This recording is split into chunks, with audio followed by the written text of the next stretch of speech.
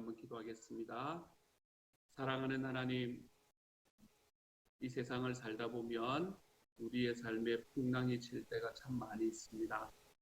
주님, 그 많은 풍랑 속에서도 우리의 마음이 평안할 수 있도록 하나님께서 도와주시니 너무나 감사를 드립니다. 사랑하는 주님, 파도가 올 때에 파도에 이기지 않을 수 있을 만한 힘을 허락하여 주시고, 어떨 때에는 그 파도를 버틸 수 있는 능력도 허락하여 주실 뿐만 아니라 하나님 그 파도에 돛을 달고 그것을 우리의 삶의 기회로 삼고 달려가 볼 수 있는 힘도 허락해 주시니 감사를 드립니다. 사랑하는 주여, 하나님께서 우리의 마음속에 늘 주시는 이 평안아, 삶의 어떠한 과정 속에서도 우리의 삶에 베푸시는 주님의 평안이 우리의 삶에 경험될 수 있는 하나님의 사람들이 다 되도록 아버지여 도와주옵소서. 모든 말씀을 우리 주님 예수님 이름으로 기도드립니다. 아멘. 하나님께서 우리에게 주시는 말씀은 창세기 26장 12절부터 22절까지의 말씀입니다. 창세기 26장 12절부터 22절까지의 말씀. 우리 같은 목소리를 읽도록 하지요. 함께 읽습니다. 시작.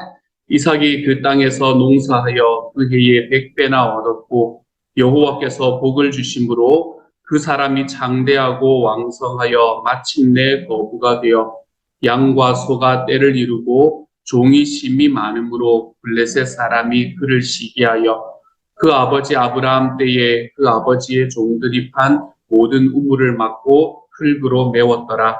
아비멜렉이 이삭에게 이르되 내가 우리보다 크게 강성한즉 우리를 떠나라.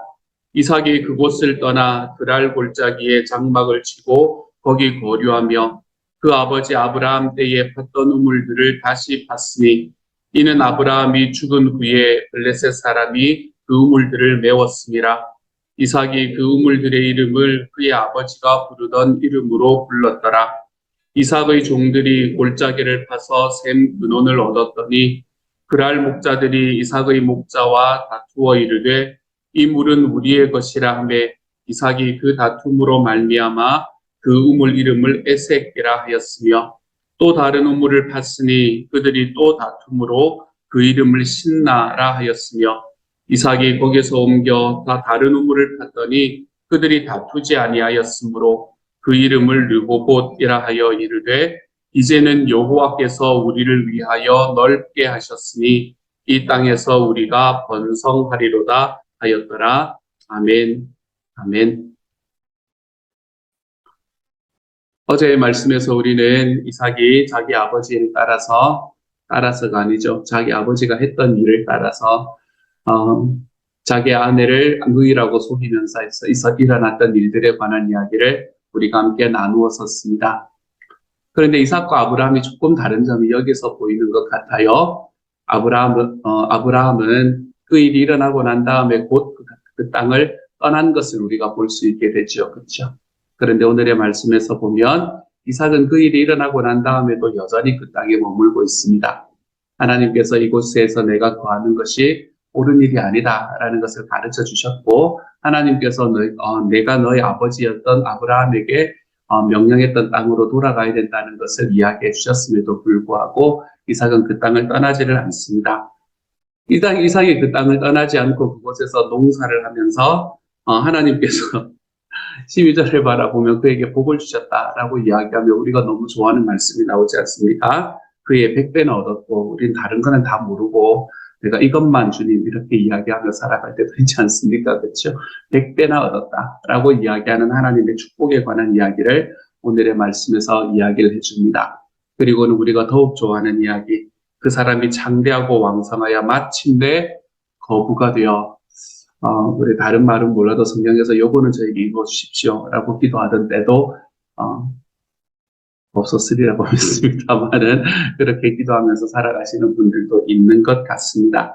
하지만 참 재밌는 것은 이삭이 그곳을 하나님 앞에서 그런 일을 듣고 난 다음에도 하나님이 그렇게 이야기하시고 난 다음에도 이삭이 그 땅을 떠나지 않았음에도 불구하고 하나님께서 그에게 복을 주셨다라는 사실입니다.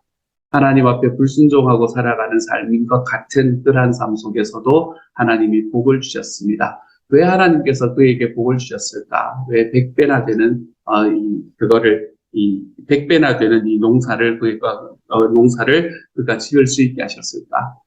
그 모든 이유는 하나님께서 이삭이 그 블레셋 땅을 떠나기 위한 방법이다라는 것을 오늘의 말씀 우리에게 이야기해 줍니다.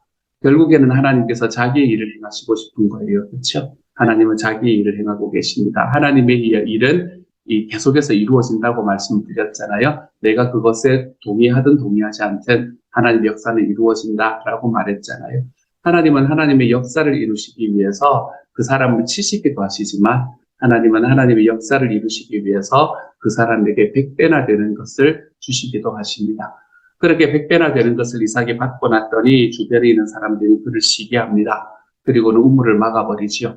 농사를 짓고 살아가는 사람들에게 그때 당시에 천수답을 하던 시대였고, 그리고 하늘에서 오는 이 비로만 물을 가지고 살아가야 되던 삶이었는데, 그곳에서 우물이 막힌다라는 것은 그곳에서 살 수가 없다라는 이야기가 되는 것이었지요. 그래서 아비멜렉이라는 왕이 그에게 직접 찾아와서 너는 우리를 떠나라 라고 이야기하는 장면까지 오늘 우리의 말씀의 앞부분에서 볼 수 있게 됩니다.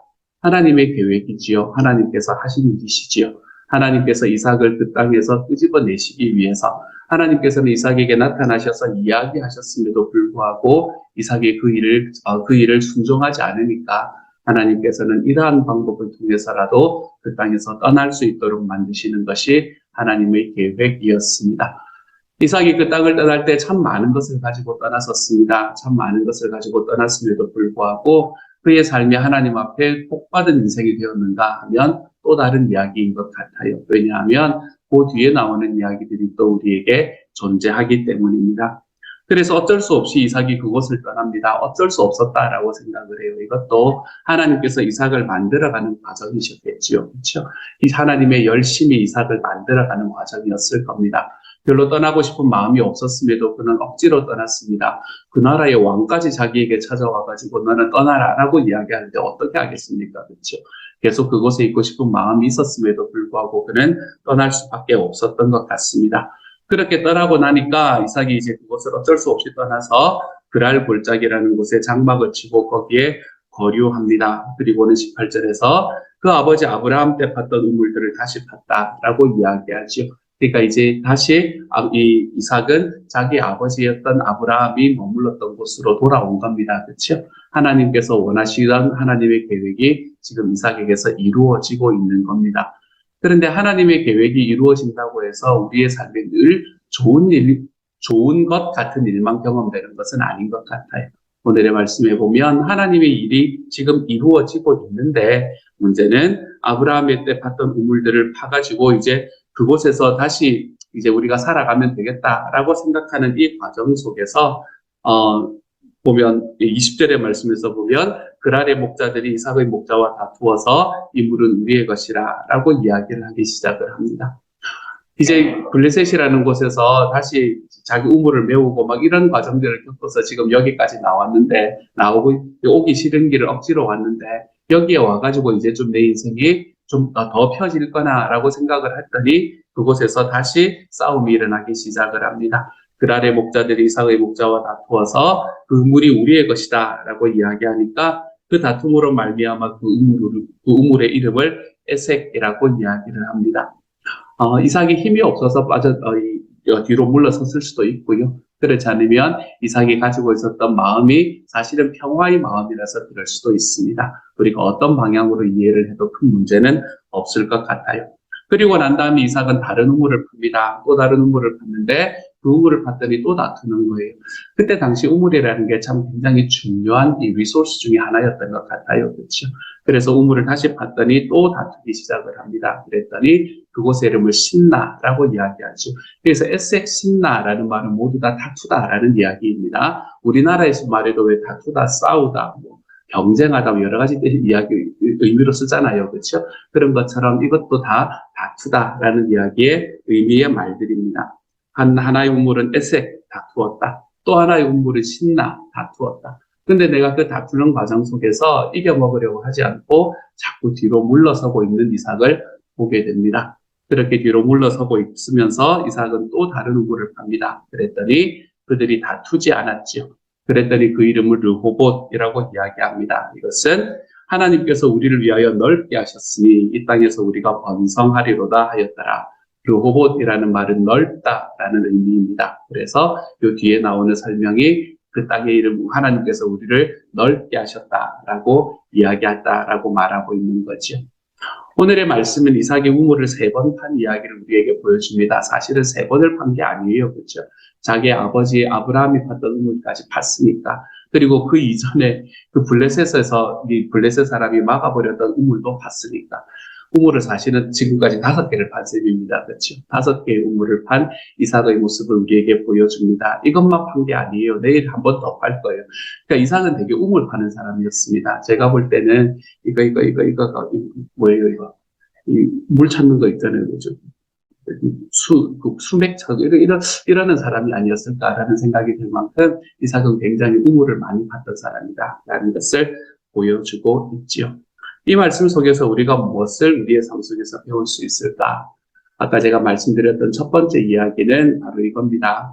하나님께서는 우리의 삶에서 어떤 방법을 통해서든 하나님께서는 우리의 삶을 하나님의 뜻대로 이끌어가기를 원하신다라는 것을 우리는 우리의 삶에서 기억하시기를 소망합니다. 결국에는 하나님의 뜻이 우리의 삶에 이루어질 겁니다. 결국에는 주님의 뜻이 이루어질 겁니다. 우리가 주기도문에서 고백하는 것처럼 말입니다. 주님의 뜻이 이루어질 겁니다, 여러분.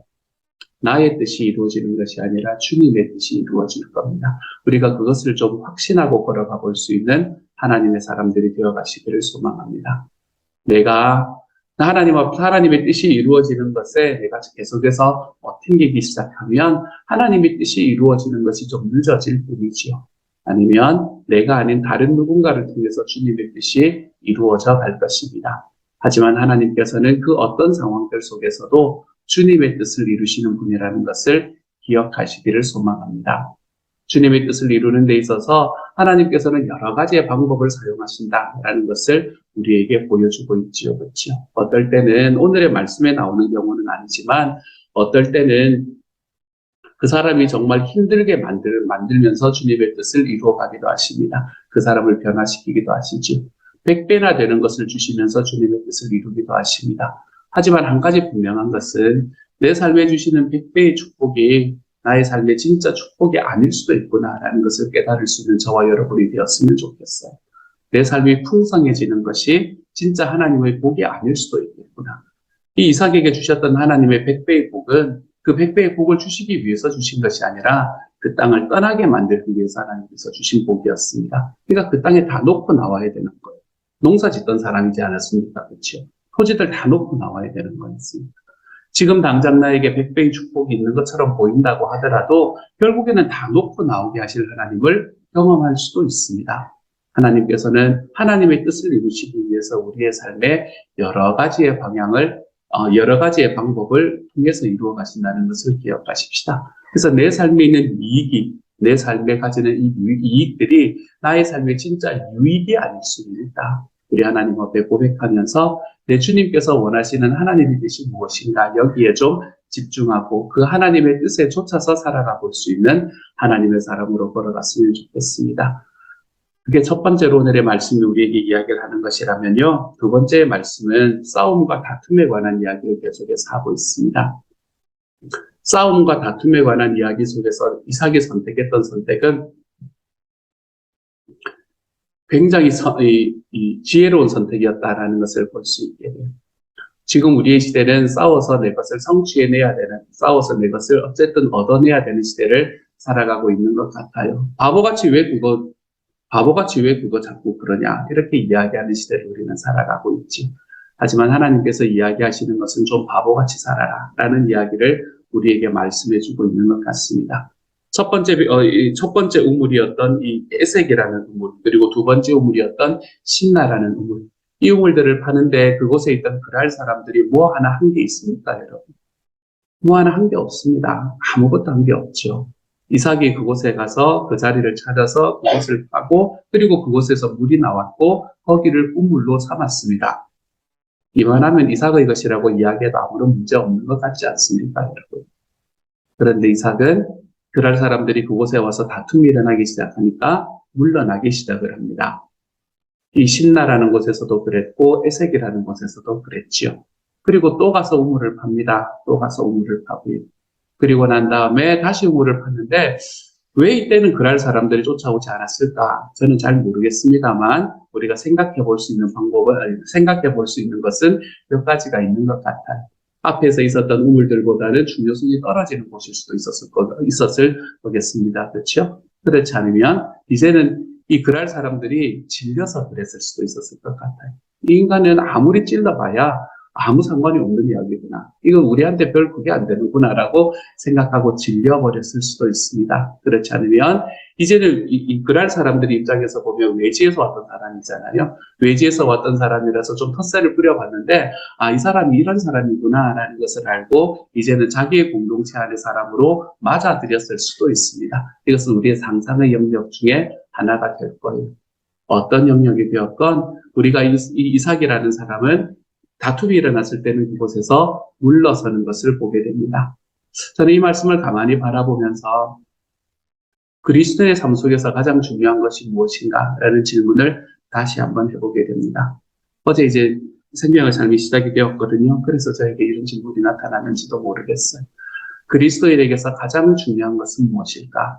우리의 삶에서 교회를 다니고 예수 그리스도를 믿는다고 이야기하면서 우리의 삶에 들고 나갈 하나의 깃발, 내 삶이 예수님을 믿는 것으로 인해서 가장 행복해지기 위해서 우리가 놓치지 말아야 될 단 하나의 깃발이 있다면 그게 무엇일까?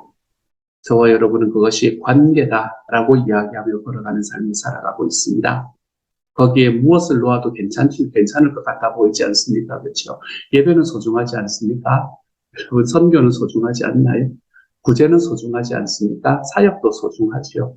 우리의 삶에서 그 자리에 놓을 수 있는 것들이 참 많아 보이지만 우리는 마태복음 22장에서 예수님께서 말씀하셨던 그 말씀을 조차 말씀이 우리에게 그것이 관계라고 이야기하면 나도 관계라고 이야기하면서 살겠습니다. 라고 이야기하며 걸어가는 사람들입니다. 그리스도의 삶에서 가장 소중한 것은 관계이지요. 오늘 이삭은 그것을 우리에게 몸소 보여주고 있는 것만 같습니다. 내가 좀 억울해도, 내가 좀 힘들어도, 내가 이거 했는데, 네가 뭐 아무것도 한 것도 없으면서 이렇게 하고 싶은 마음이 불뚝 같았음에도 물러섭니다. 그래. 그리고 또 애색이다. 싸웠네. 또 물러섭니다. 신나. 그래, 여기서 다 턴다. 이렇게 이야기를 합니다. 그리고는 르호봇을 만나죠. 하나님께서 우리에게 르호봇을 만나게 하시는 것 같은 그런 삶을 경험할 때를 우리도 경험할 것입니다. 하나님 앞에서 관계를 소중하게 여기고 그 관계를 우리의 삶에 붙잡고 나아가야 되는 한 가지의 깃발로 삼고 걸어가다 보면 주님께서는 우리에게 우리를 위하여 넓게 하셨으니 이 땅에서 우리가 번성하리로다. 르호봇, 우리는 이곳을 만나게 될 겁니다. 그리고 그곳에서 하나님께서 우리에게 주시는 놀라운 은혜를 행복하게 누리며 살아갈 수 있게 될 거예요. 사랑하는 여러분, 저는 저와 여러분이 그리스도인의 삶 속에서 가장 중요한 것이 무엇입니까? 라는 이 질문 앞에 바로 서볼 수 있는 하나님의 사람이 되기를 소망합니다. 다른 어떤 것이 아니라 주님 관계입니다. 하나님. 관계가 가장 소중합니다. 내가 주님과의 관계와 사람들과의 관계, 이것이 우리의 삶에 내가 주님을 믿고 있는 사람이라면 가장 소중한 겁니다. 내 하나님 앞에 이것을 고백하며 걸어가 볼 수 있는 하나님의 사람으로 좀 자라나가 볼 수 있기를 소망합니다. 오늘의 말씀이 두 가지를 저에게 이야기를 해주셨네요. 여러분에게는 또 어떤 이야기가 들렸을지 잘 모르겠습니다. 하지만 오늘 하루 살아가면서 이 두 가지의 말씀 우리의 마음속에 분명하게 가지고 오늘 하루를 우리 하나님의 뜻 안에서 좀 살아가 볼 수 있는 하나님의 사람들이 되어 가시기를 우리 주님 이름으로 축복합니다.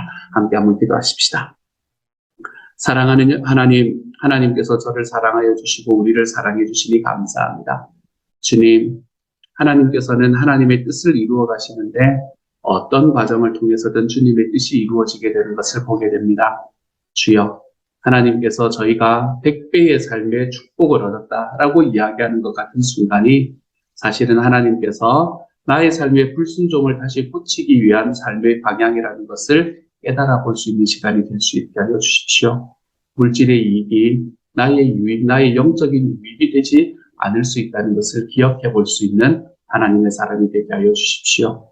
사랑하는 주님, 그리스도인의 삶 속에서 가장 중요한 것이 무엇이냐라고 이야기할 때 주저없이 주님이 말씀하셨던 것처럼 관계가 가장 중요합니다. 라고 고백해 볼 수 있는 사람이 되게 하여 주옵소서. 주님과의 관계와 그로 인해서 흘러가는 하나님의 사랑과 그렇게 흘러가는 하나님의 사랑으로 맺어가는 우리 이웃과의 관계. 주님이여, 이것이 우리에게 가장 소중합니다. 하나님 앞에 고백하며 걸어가는 주님의 사람이 될 수 있도록 아버지 도와주십시오.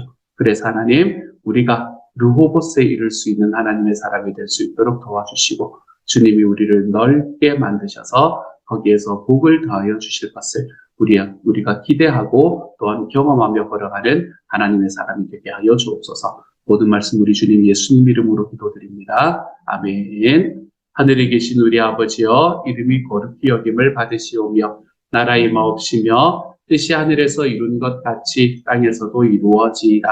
오늘날 우리에게 일용할 양식을 주옵시고 우리가 우리에게 죄 지은 자를 사하여 준 것 같이 우리 죄를 사하여 주옵시고 우리를 시험에 들게 하지 마옵시고 다만 악에서 구하옵소서. 대개 나라와 권세와 영광이 아버지께 영원히 있사옵나이다. 아멘.